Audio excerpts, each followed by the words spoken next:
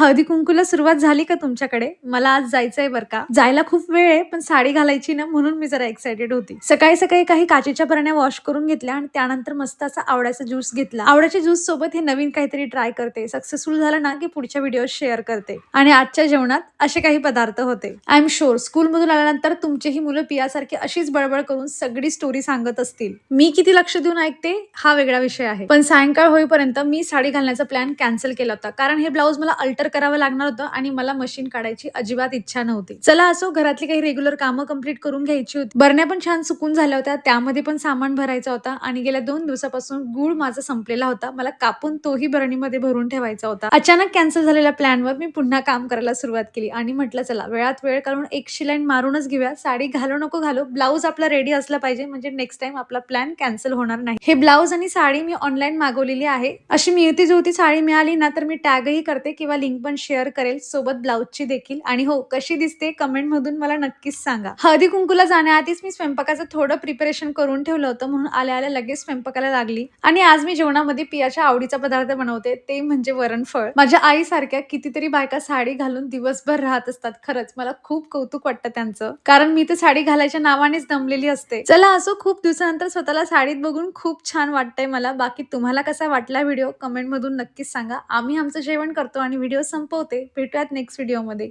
Bye.